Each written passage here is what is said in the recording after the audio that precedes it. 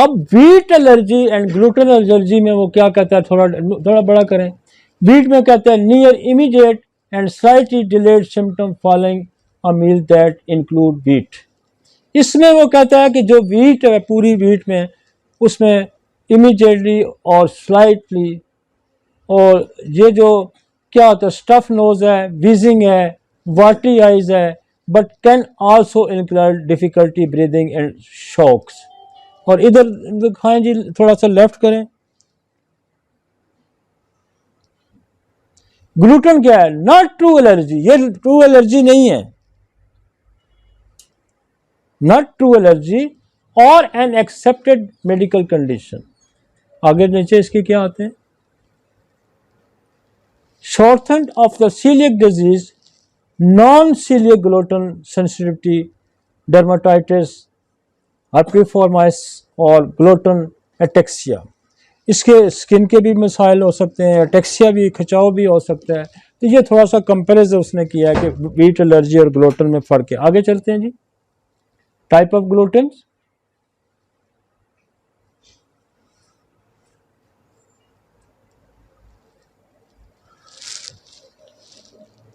वो फिर थोड़ा सा ब्रीफ करता है कि वो सीलियक डिजीज क्या है। ये ऑटोइम्यून डिसऑर्डर है। Eating disorder damage the small intestine, मतलब बात बार बार पक्की कर रहा है, आपका ध्यान में बिठा रहा है कि क्या होता है। ये ग्लूटेन है, ये ऑटोइम्यून है, क्या करता है, स्मॉल इंटेस्टाइन। इतना तो याद रखे ना यार, ये ग्लूटेन है, ये क्या करता है, ये स्मॉल इंटेस्टाइन को डैमेज करता है। ये तो इतनी तो आपको। अब ये ग्लूटेन सेंसिटिविटी क्या है? Intolerance to gluten without damage to the small intestine. फर्क पता लग गया कि जो ग्लूटेन सेंसिटिविटी है उसमें उसको डैमेज नहीं करता स्मॉल इंटेस्टाइन को, वो डैमेज करता है सीलिएक वाला। और वीट एलर्जी की definition, immune response to one और more protein found in wheat.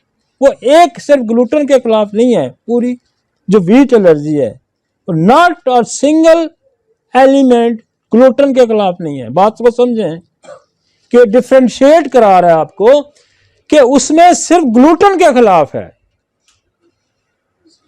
और वो आंत को डैमेज करेगा।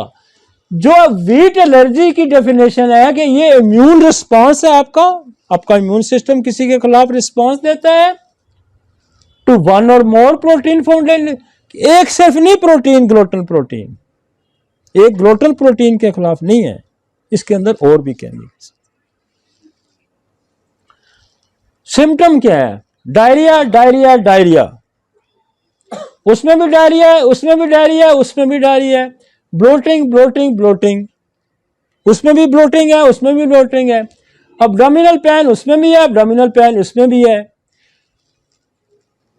उसमें एब्डोमिनल पेन वेट लॉस है, इसमें abdominal pain brain fog and headache है, वहां वेट लॉस नहीं है। एलर्जी में वेट लॉस नहीं है, सेंसिटिविटी में वेट लॉस नहीं है, उधर वेट लॉस। जब वेट लॉस होगा विद द ग्लूटेन तो आप क्या समझेंगे, इसको सीलिएक है। क्लिनिकल देखें, प्रैक्टिशनर के मसाइल क्या हैं।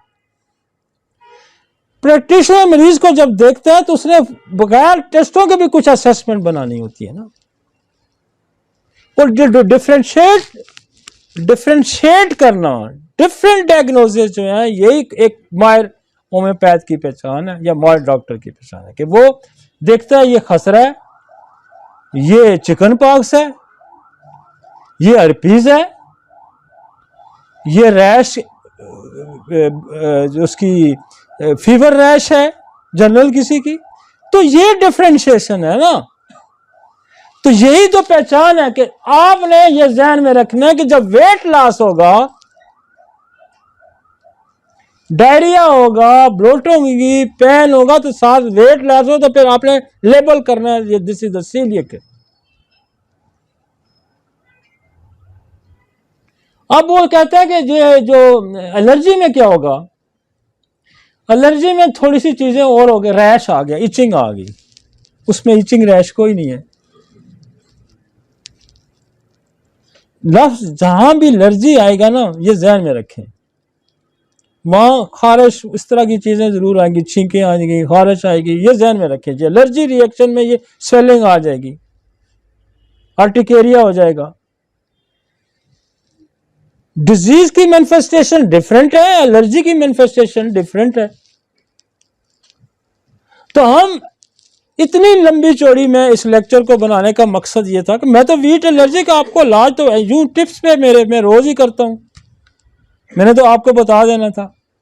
आप क्लिनिकली कैसे डिफरेंशिएट करते कि this is a wheat, this is a coeliac, this is a gluten sensitivity and this is a wheat allergy. देखिए ना, सारे ऊपर तीन चीजें तो तीनों में है। आपके पास बंदा आएगा बच्चे को लेके, जी मेरे बच्चे को डायरिया है, उसको ब्लोटिंग भी है, गैसेस भी बन रही हैं, पेट भी फूलता है और उसको पेट में दर्द भी है। अब वो एलर्जी की आप तो उसको दवाई दे रहे हैं, उसके अंदर भी तो ये अलामात हैं, लेकिन आगे जाके फिर वो डिफ्रेंशिएट करते हैं, उसको खारिश भी होगी, उसको इचिंग भी होगी, लेकिन वेट लॉस सबसे डिफ्रेंशिएट करेगा, क्योंकि इसको एनीमिया हो जाएगा। एलर्जी वाले को एनीमिया नहीं होता, इसको एनीमिया हो जाएगा। और इसीलिए इसमें लेसिथीन बड़ा अच्छा काम करती है एनीमिया के अंदर। वो लेसिथीन लिखना मैं भूल गया था, तो लिखूंगा। वो चूंकि चीजें सामने आती हैं ना, दवाइयां भी जहन में आती हैं, वो जब उस पर आएंगे तो उसमें ट्रीटमेंट क्या है जी, उनके पास क्या ट्रीटमेंट है? Eliminate all gluten from diet. कोई इलाज नहीं है, सिर्फ ग्लूटेन खाना छोड़ दें। और दूसरे में भी वो कहता है कि जो सेंसिटिविटी है उसमें भी एलिमिनेट कर दें। और तीसरे में थोड़ा जो आगे ऊपर करें,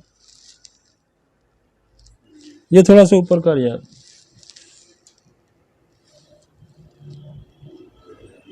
वो कहता है गंदम ही बढ़ा दें,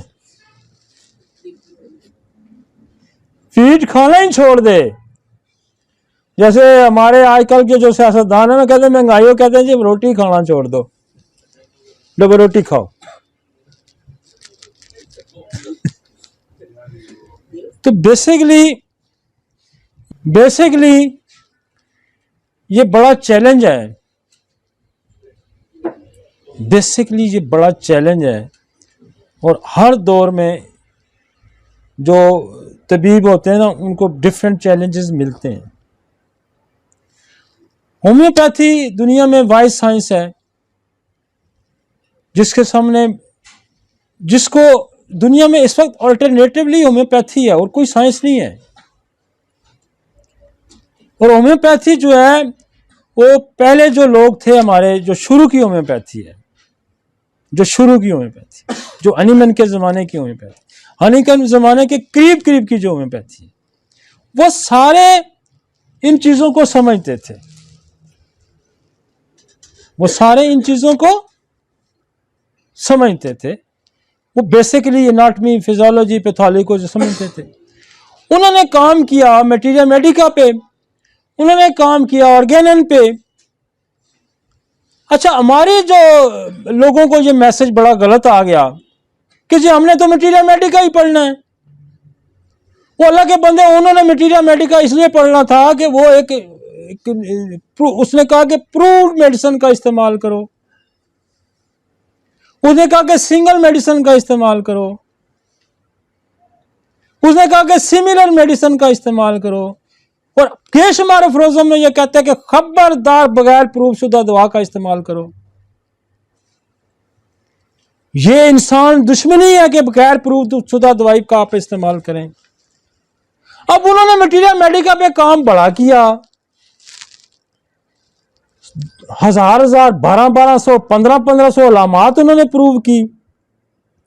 मुश्किल था ना, हमें मैसेज बड़ा गलत मिल गया। पहली बात है कि पैथोलॉजी एनाटॉमी पढ़ना ही छोड़ दो। वो सारे एमबीबीएस डॉक्टर थे,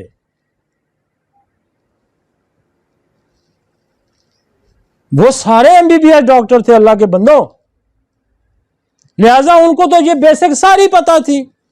आपने ये बेसिक ही छोड़ दी और आप सीधे मटीरियल मेडिका के पीछे पड़ गए।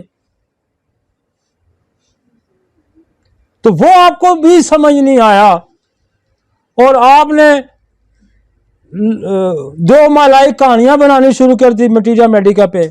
वहां से चला तो वहां से निकला, तो वहां से धुआं आया, तो वहां ये हुआ, तो वहां एक कहानी ऐसे ही। और फिर वहां एक और हमारे साथ जुल्म हुआ। इसके साथ साथ कैंट का दौर आया। जब कैंट का दौर आया तो कैंट ने बहुत अच्छी किताब लिखी, रेपर्टी, बड़ा लायक आदमी था, मैं खुद उसका बड़ा मद्दाह हूं। कैस ने कहा कि आप इस तरह करें कि एक दवाई दे के तो वेट करें।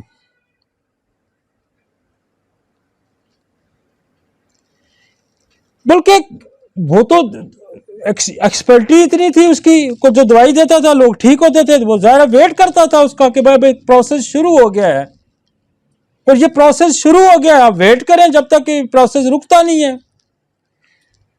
लोगों ने समझा, जो अनपढ़ थे इस सिस्टम में शामिल हुए थे, जिनको ना बेसिकली एनाटॉमी फिजियोलॉजी आती थी, जिन्होंने मटीरियल मेडिका के चंद दवाइयां याद करके उन्होंने लोगों का इलाज शुरू कर दिया था, उन्होंने कहा भाई एक दवाई दे के 6 महीने इंतजार करो, साल इंतजार करो। मैं आपको बताऊं कि उस वक्त यूरोप में होम्योपैथी के हॉस्पिटल थे, वहां सर्जरीज होती थी, वहां इलाज होते थे, और दुनिया का जो ड्रग माफिया है उसके लिए ये बहुत बड़ा चैलेंज आ गया था कि ये तो अल्लाह के बंदे, ये कोई नई साइंस आ गई है तो लोग इनकी तरफ डाइवर्ट हो गए हैं। उन्होंने ये जो बंदे हैं ना यहां बीच में छोड़े, जिन्होंने इस फलसफे को बहुत जोर दिया कि बस दवाई दे के 6 से दवाई लोग भागना शुरू हो गए ट्रीटमेंट से। आपका वजूद तो मरीजों से है ना, अगर मरीज ठीक नहीं होंगे तो लोग तो भागेंगे। तो ये 30-40 साल का जो स्पेल गुजरा है, ये बड़ी तबाही इन्होंने फैलाई है। देखिए आर्गेनन में दो जगह बड़ा वाज़ेह वो कहता है, एक्यूट डिजीज में कहता है कि जब तक आपको दुरुस्त दवाई नहीं मिलती दवाई बदलते जाएं, एक के बाद दूसरी के तीसरी चौथी पांचवी छठी, जब तक आपको दुरुस्त दवाई नहीं मिलती। इसलिए उसने आपको ये खुली छुट्टी दी, इसलिए दी कि कहीं बंदा ना मार दें आप कि दवाई दे के 6 महीने इंतजार करो। वो भाई बाज लोग तो 1 मिनट के अंदर आपने ठीक करने हैं, बाज लोग तो सेकंडों में आपने ठीक करने हैं, बाज लोग आपने घंटे के अंदर ठीक करने हैं, मिनटों के अंदर ठीक करने हैं यार। तो इस सोच ने, इस गलत मैसेज जो लोगों को कन्वे हो गया, हालांकि उसकी नीयत में ये नहीं शामिल था, कैंट की नीयत में वो तो एक्यूरेसी दवाई। और अगला क्रोनिक डिजीज में क्या फ्रोजन वो कहता है कि जब दवाई काम करना शुरू कर दे तो उस वक्त तक ना रिपीट करें जब तक वो काम छोड़ दे। आपने तो ना सोचा ना समझा, बंदा लाहौर से आया, पिंडी में डॉक्टर बैठे हैं, जो पूरी दे 6 महीने बाद आके मुझे बताना यार, ऐसा होता है कभी किसी दुनिया की साइंस में? कहीं आर्गेनन में ऐसा लिखा है यार? लिखा तो वो फरोजो मुझे जरा दिखा दो। मैं तो सबकी इज्जत करता हूं जिन्होंने इस दुनिया में इस साइंस की खिदमत की है। आप कुरान पाक को छोड़ बैठे हैं, आपने जनाब जाके जी फलां जो है वली ये कहता था तो फलां बुजुर्ग ये कहता था। वो अल्लाह के बंदे, जो कुरान पाक में लिखा है पहले उसको तो सुनो पढ़ो कि वो क्या कह रहे हैं।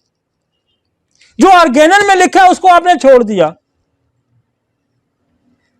आपने पकड़ लिया, रास्ते में एक बंदा उठ के कहता है जी यूं करो, तो आपने उसको पकड़ लिया कि ये ठीक कह रहा है भाई। आर्गेनन में एक एक चीज उसने वाजे करके लिखी है, एक एक चीज उसने वाजे करके लिखी है, और उसने कहा है आपको, और सख्ती से कहा है। आज भी मैं 17 नंबर ऑफ फ्रोजन पढ़ रहा था, उसने सख्ती से कहा है कि आपका काम क्या है मरीज को ठीक करना। आपका काम क्या है? मरीज को ठीक करना। आपका काम यह नहीं है दानश्वराना बकवास करना। उसने बड़ा सख्त लफ्ज बोला है कि दानश्वराना बकवास करना, किससे कहानियां लोगों को दानश्वराना अंदाज में सुनाना और साइंस को कहना कि इसको छोड़ दो, पैथोलॉजी कोई साइंस नहीं है। और ये जो कहते हैं कि हम मरीज का इलाज करते हैं, हम मर्ज का इलाज नहीं करते। वो यार कोई भी अफरोजम उठा के देखे जिसमें उसने मर्ज का जिक्र ना किया हो। ये मर्ज है ना सीलियक, आप इसको समझते ही नहीं है भाई। एक गंदम के 3 हिस्से हमने करके रख दिए, तो आपने इसको समझा ही नहीं। What is the coeliac, what is the gluten sensitivity, what is the wheat allergy, आपने डिफरेंशिएट ही नहीं किया भाई। एक बात को, एक गंदम को, एक गंदम को तो किस्से कहानी जो लोगों के थे वो किस्से कहानियां गए खत्म। अब ना मरीज किस्से कहानियां सुनने को तैयार हैं, अब मरीज किस्से कहानियां सुनने को तैयार नहीं है, और ना हम आपको किस्से कहानियां आप सुनाने देंगे। हनीमन बड़ा दलेर आदमी था, बहादुर आदमी था, समझ आइए आपको। वो इनके गले भी बंद करता था, इनके मुंह भी बंद करता था। लिहाजा ये किसी वहम अपने जहनों से उतार दें कि हम किस्से कहानियां आपके सुनेंगे। अब हम आपके किस्से कहानियां नहीं सुनेंगे और ना लोग सुनेंगे। सही साइंटिफिक अंदाज में इस होम्योपैथी को समझे जो अवाइल होम्योपैथी थी, और इस होम्योपैथी का रिवाइवल करने वाले हम लोग, जो इस पिछले 20-25 सालों में इसका रिवाइवल हुआ ना, वो हम लोगों ने किया कि हमने जिंदगी का एसेट अपना नहीं छुपाया, जिंदगी की सारी कमाई आपको दे दी, बला मुआवजा दे दी। कोई माइकल हाल है?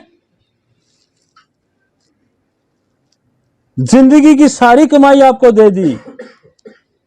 लिहाजा हम ये समझते हैं कि हमने अगर आपकी जिंदगी, अपनी सारी जिंदगी का एसेट अपना आपको दे दिया, तो हम किसी को ये इजाजत देंगे कि वो इसको तबाह करे, इसको लूटे और इसका तमस्खरा उड़ाए और इसके खिलाफ बोले? ये नहीं हो सकता, ये बिल्कुल नहीं हो सकता। लिहाजा हम इसके हिफाजत करने वाले हैं, और हम जुबान भी रखते हैं, हम जहन भी रखते हैं। इसलिए ये जो लोग हैं इस सिस्टम को डिरेंज करने वाले, वो बिल्कुल निकल जाएं कहीं और बेचें, कोई और काम करें, कोई और सौदागरी करें, कोई और मैजिक करें, कोई और शोबदाबाजी करें, छोड़ दें इसको, और हम आपको नहीं करने देंगे। ये मेरी बात जहन में रखें। इसलिए ये बेसिक्स हमने, ये सीलियक डिजीज, अगर मैं आपको ये बता देता कि यार दिस इज द एक सीलियक डिजीज होती है जिससे ग्लूटेन से एलर्जी होती है या ग्लूटेन ऑटोइम्यून होती है, तो आप ये दवाइयाँ दे दें। मसला मेरा ये नहीं है। मेरा मसला जो है वो ये है कि जो बेसिकली 4 पिलर हैं ट्रीटमेंट के, 4 पिलर क्या हैं? ऑर्गेनन आपको आता हो, आपको मटीरिया मेडिका आता हो, आपको थेराप्यूटिक्स का पता हो, व्हाट इज द डिजीज, आपको रेपेटाइजेशन आती हो। ये वो 4 पिलर्स हैं। और जो 4 पिलर छोड़ के कोई बात करता है, वो बात हम नहीं मानेंगे, वो बात नहीं मानी जाएगी भाई, वो बिल्कुल तस्लीम नहीं होगी। और ये बात ध्यान में रखें कि ये आपने प्रैक्टिस करनी है, थोड़ी कर लें यार, आप सिर्फ सीलियक की प्रैक्टिस कर लें, आप गुर्दे के पत्थरी की प्रैक्टिस करके करें तो सही ना, एथिक के साथ करें, इल्म के साथ करें, नॉलेज के साथ करें यार। अगर आप सारा दिन में 10 मरीज देखते हैं और मुख्तलिफ कैटेगरीज के मरीज देखते हैं, आपका एक भी ठीक नहीं होता, इससे बेशक एक कोई गुर्दे के समझ के करने लें तो 10 की जगह 20 हो जाएंगे। मेरी बात याद रखें। वो कहेंगे यार मेरा फलाने की भी पथरी निकली, चल चलते हैं उसके पास, फलाने की भी निकली थी, चलते हैं उसके पास। वो मेरे बच्चे को गंदम की एलर्जी थी तो मैं उसके पास गया तो ठीक हो गई थी। तो एक को तो समझ के करें ना, बजाय कि आप कुछ भी ना समझें और वैसे ही हाथ पांव मारते फिरें।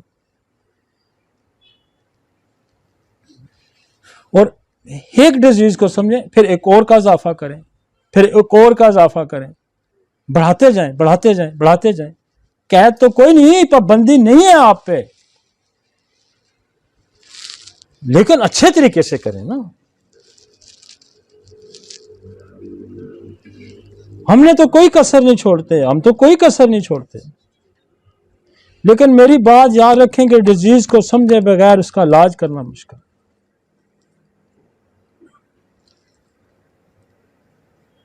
ये बहुत ही मुश्किल है। समझ आई?